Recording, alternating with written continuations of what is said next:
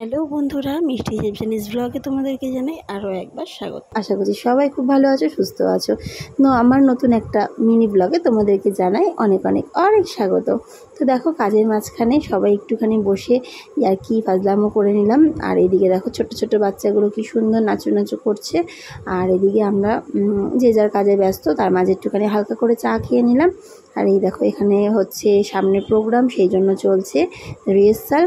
তো জোর কদমে চলছে রিহার্সাল, সবাই সবার বেস্টটা দেওয়ার চেষ্টা করছে। আর প্রোগ্রামে সবাই সবার বেস্টটাই দেবে, আই হোপ। তো এই যে আমাদের তো আর আড্ডাই শেষ হয় না, একটুখানি ফাঁকা পেলেই তার মাঝে আড্ডা দিয়ে নিই। এই যে এদিকে সবাই নাচু করছে, আর আমি একটুখানি ভিডিও করে নিলাম। নাচের রিহার্সাল শেষ হয়ে যাওয়ার পরে চলে এলাম একদম প্ল্যাটফর্মে বাড়ি ফেরার উদ্দেশ্যে। দেখো সোদপুর স্টেশন এত গরম, মানে কোনো লোকই নেই, মানে যে কজন প্রয়োজন শুধু সেই কজনই হয়তো রাস্তায় বেরিয়েছিল। আর এই দেখো লোক নেই, ট্রেনের দেখো ভিড় একবার অবস্থা, আমি পুরো চেপটে গেছি। তো চলো যাই হোক, শ্যামনগর স্টেশনে নেমে চলে এসেছি টোটো ধরে বাড়িতে।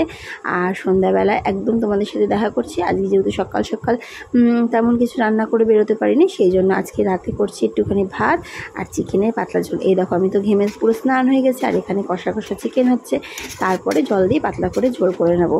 আর কষা চিকেন গরম খেতে কার না ভালো লাগে বলো। তো এদিকে চিকেনটা কষা হয়েছে, আর এদিকে আলুটাও আমি ভেজে রেখেছিলাম। তো আলু ভাজাটা দিয়ে দিলাম, আলু ভাজাটা দিয়ে একটু ভালো করে কষিয়ে নিলাম। কষিয়ে নেওয়ার পরে ওদিকে একটু 2-4 পিস মাংস আমি তুলে রাখলাম। তুলে রেখে আর এদিকে সকালে ডাল করে গেছিলাম, ডালটা গরম করে রাখলাম। আর চাটাকেও গরম করে নিলাম। চাটা সন্ধ্যাবেলা অনেকক্ষণ আগেই করে রেখেছিলাম, কিন্তু খাওয়া হয়ে ওঠেনি। আর এই যে আরেকটুখানি চা বেজেছিলো, সেই জন্য ও বললো যে আমাকেও তাহলে একটু দাও। আর এই যে চাটা গরম করে ওকেও দিয়ে দিলাম, এই হচ্ছে ব্যাপার।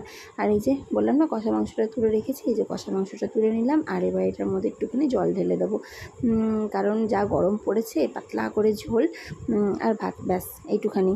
আর রাত্রে বেশি কিছু রান্না করবো না বলে একটুখানি মাংসের ঝোল করলাম, যাতে এক পদ দিয়ে খাওয়া হয়ে যায়। আর এই যে কষা মাংসটা এখন আমি, আমার ছেলে আর বর 3জন মিলে টেস্ট করব। তো চলো আজকের মিনি ব্লগটা এখানেই শেষ করছি। দেখা হচ্ছে আবার একটা নতুন ব্লগের সাথে। সবাই ভালো থেকো, সুস্থ থেকো।